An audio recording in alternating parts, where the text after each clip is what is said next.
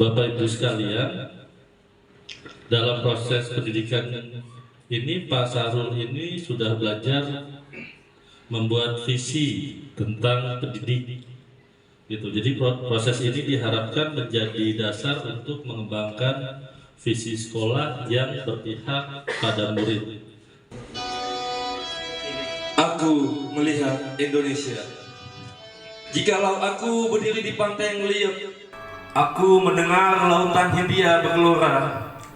Membanting di pantai yang liuk itu, aku mendengar lagu sajak Indonesia.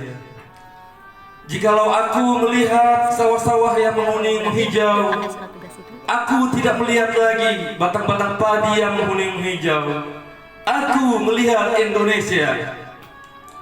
Jikalau aku melihat gunung-gunung, Gunung Merapi, Gunung Semeru, Gunung Merbabu, Gunung Tangkuban Perahu, Gunung Kelebet, dan gunung-gunung yang lain, aku melihat Indonesia.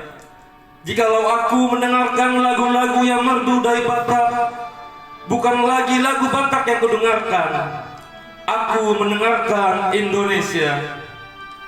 Jikalau aku mendengarkan Pangkur Palaran, bukan lagi Pangkur Palaran yang kudengarkan, aku mendengar Indonesia.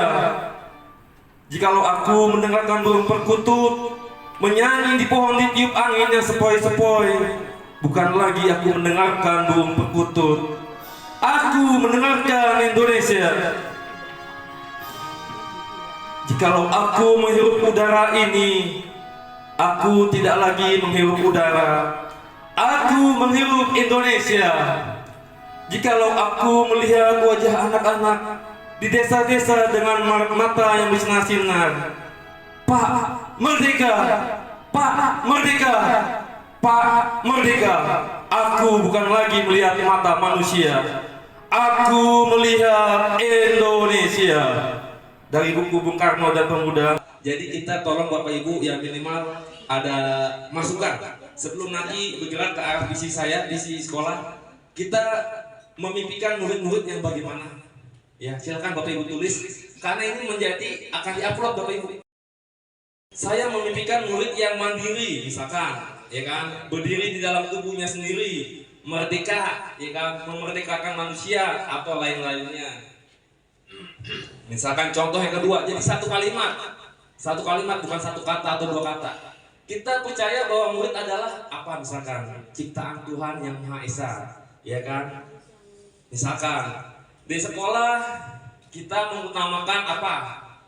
Di sekolah kita mengutamakan apa? Apakah itu disiplin? Apakah apa? Itu hak Bapak Ibu.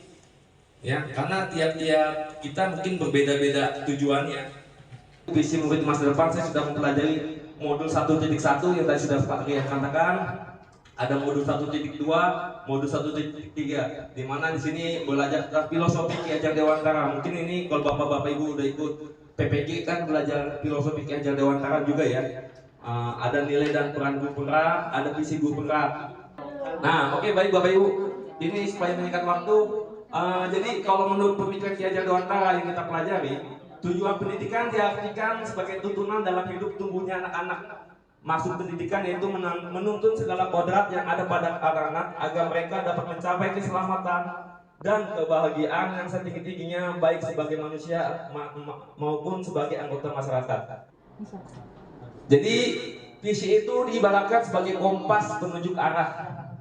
Ya, visi itu sebagai kompas yang membantu penjelajah untuk mencapai target tujuannya. Jadi dalam menyusun visi, guru harus berfokus pada murid agar mereka dapat berkembang sesuai kodrat alam dan kodrat zamannya. Jadi kita mendidik anak sekarang ini, mendidik murid SMK yang 35 ini tidak bisa memaksakan. Kita harus lihat kondisi zaman sekarang dan kondisi kodrat anak tersebut. Kemudian ini salah satu nilai guru penggerak yang pertama adalah kita harus berpihak pada murid. Yang kedua, mandiri, reflektif, kolaboratif, dan inovatif. Itu salah satu nilai yang dipunyai oleh guru penggerak.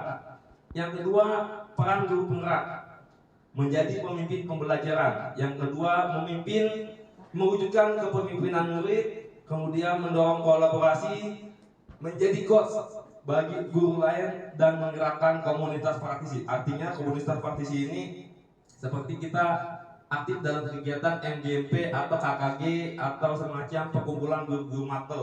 Biasanya suka ada MGP. Nah, kemudian visi guru penggerak mencerminkan nilai dan peran guru penggerak dalam mewujudkan profil pelajar Pancasila berdasarkan pemikiran KHD. Visi SMK 35 ini menghasilkan tamatan yang berakhlak mulia, unggul, terampil, cerdas, mandiri, dan profesional serta berdaya kompetisi global. Ini salah satu visi yang sudah kita simpulkan, kita rumuskan pada saat waktu rapat kerja. Adapun rumus visi guru penggerak yang saya buat ini bukan visi untuk SMK 35 ya, ini hanya visi guru penggerak saya sebagai CGP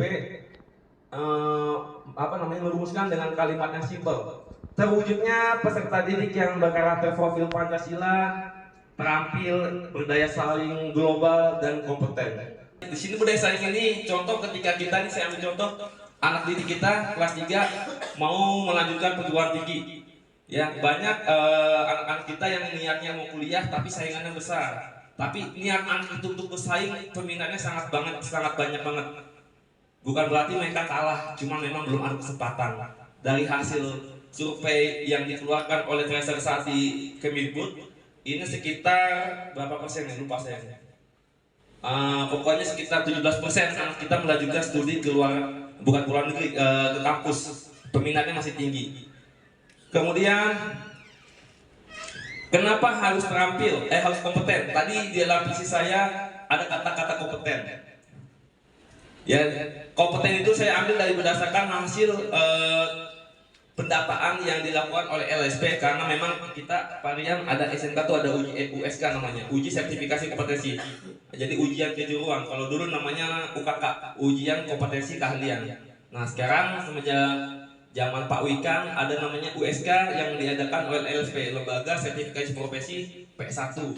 Nah, berdasarkan data 3 tahun terakhir, jadi ini tidak mempengaruhi kelulusan varian, tapi ini sangat penting untuk meningkatkan kompetensi skillnya anak-anak. Ya, jadi tahun 2022 dengan jumlah lulusan 315 yang kompeten 199. Tahun 2023-nya dari jumlah siswa 294 naik 12, artinya ada peningkatan. Dan tahun 2024 peningkatannya sangat tajam, jumlah lulusannya 312 yang kompeten 275. Artinya kemampuan anak-anak itu untuk mencintai suatu jurusannya sangat tinggi. Jadi itu makanya saya rumuskan visi guru penggerak seperti itu. Bukan berarti visi yang saya buat menjadi visi SMK 35, tapi itu bisa kita godok lagi bersama-sama demi terwujudnya tujuan sekolah daripada SMK 35. Jadi kita jangan sampai menyandang gelar SMK pusat unggulan, tapi kalau misalkan SDM dan kompetensi kita masih di bawah. Makanya Pak Haji Firdaus selaku wakil kurikulum menekankan kompetensi Bapak Ibu guru kita perlu sama-sama tingkatkan. Jangan menunggu adanya undangan pelatihan, kalau bisa kita mencari sendiri. Apa sih inquiry apresiatif? Yaitu pendekatan dalam manajemen perubahan yang berfokus pada pencarian nilai-nilai positif dalam organisasi atau individu untuk memunculkan perubahan yang berkelanjutan. Pendekatan ini bertujuan untuk memahami apa yang telah berhasil dalam masa lalu dan bagaimana hal itu dapat digunakan sebagai landasan untuk perubahan positif di masa depan. Yang selanjutnya adalah Bapak Ibu, tadi kan Pak Sarul sudah membagikan kalimat rumpang ya, kalimat yang harus dilengkapi. Bisa dilihat visi di sekolah ini tadi. Kita memimpikan murid yang mohon izin, ada nggak Bapak Ibu yang mau menyebutkan apa yang ditulis sama Bapak Ibu sekalian? Ada 1-2 orang mungkin? Ya boleh, silakan Ibu. Langsung aja Bu, santai aja kita ngobrol. Bapak Ibu maaf, kopinya sambil dimakan, kopinya kan daerah. Ya silakan Ibu. Kopinya lupa saya. Terima kasih Bapak. Ya. Sebelumnya saya mau memperkenalkan diri dulu. Saya Syarifah Aini Sara, guru bimbingan konseling di SMK Negeri 35 Jakarta. Dalam melengkapi kalimat rumpang, saya memimpikan murid-murid yang mampu mengembangkan segala potensi yang dimilikinya, mampu menunjukkan minat dan bakatnya dengan memanfaatkan fasilitas dan kegiatan di sekolah. Ya, di sini saya ambil poin pentingnya Bu ya, mengembangkan potensi dengan fasilitas yang ada, kurang lebih seperti itu. Nah, coba sekarang kita lihat Menghasilkan tamatan yang berakhlak mulia, unggul, terampil, cerdas, mandiri, dan profesional, serta berdaya kompetensi global. Berdaya kompetensi global. Jadi menurut saya ini udah masuk nih visi dari SMK Negeri 35 Jakarta. Karena ini udah yang dicita-citakan, yang dimimpikan oleh Ibu siapa sih, Bu Sarifah sama Bu Sarifah. Jadi Bu Sarifah memimpikan murid-murid yang mengembangkan potensi dengan fasilitas yang ada. Nah, berarti ini visi dari sekolah ini sudah mencakup semuanya. Gitu. Jadi itu. Jadi pada saat kita membuat visi, kita jawab dulu nih sebetulnya keinginan kita tuh apa. Jadi seperti itu. Nah, mungkin ada lagi yang mau jadi pionir. Kita percaya bahwa murid adalah Saya percaya bahwa murid adalah manusia yang ingin berubah menjadi lebih baik dengan berkeinginan menjadi manusia yang pintar dan berguna bagi lingkungan sekitarnya. Terima kasih kepada Ibu Asinta yang sudah memberikan masukan tentang kalimat rumpangnya ini. Kalau dilihat dari visi SMKN 35 ini tadi kita ambil poinnya adalah ingin berubah. Kalau ingin berubah kan berarti masuk ke kategorinya menghasilkan tamatan yang berakhlak mulia ya Bu ya. Salah satu bagiannya, betul ya? Seperti itu ya Bapak Ibu ya. Jadi ini Bapak Ibu visi ini kan visi yang sudah lama. Terserah Bapak Ibu ini kita rumuskan atau nanti dalam suatu rapat kerja bisa berubah atau kita pertahankan. Karena memang tergantung kondisi zamannya sekarang, apalagi generasi Z ini. Mungkin satu lagi Bapak Ibu diskusi siapa nih, masih ada 3 kalimat lagi. Silakan Bu Susi. Ya, saya coba menjawab. Di sekolah saya mengutamakan pendidikan karakter atau attitude dari anak-anak. Karena background anak-anak itu kan berubah, beda-beda. Nah, di sekolah kita mengutamakan untuk pendidikan karakternya yang difokuskan pada tingkah laku anak dan guru menjadi contoh. Itu aja mungkin. Jadi untuk tadi yang sudah diungkapkan oleh Ibu Susi, terima kasih Bu. Ini masukan yang sangat bagus. Cuman kalau saya tadi usulkan kenapa saya jadi rangkum menjadi profil pelajar Pancasila, karena cukup 5 dimensi Bu. Ya, 6 dimensi.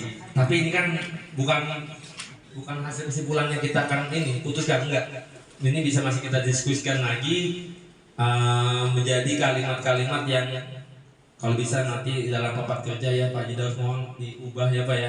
Singkat, tepat, jelas dan terpercaya seperti liputan 6. Gitu. Saya ingin menambahkan untuk kalimat yang terakhir Bapak.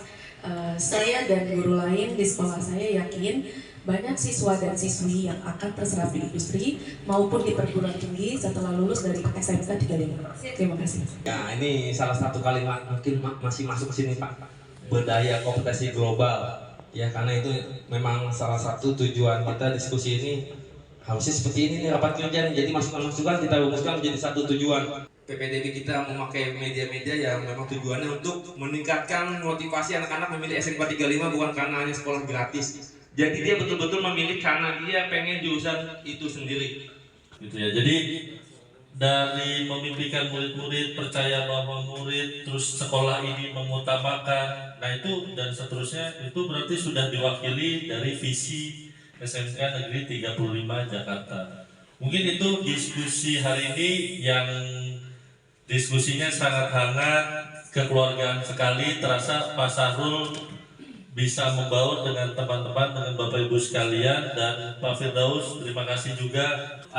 Kita tutup diskusi kita hari ini dengan membaca hamdalah. Alhamdulillahirabbil alamin. Terima kasih kepada Bapak Ibu sekalian yang telah hadir. Wabillahi taufiq wal hidayah. Wassalamualaikum warahmatullahi wabarakatuh.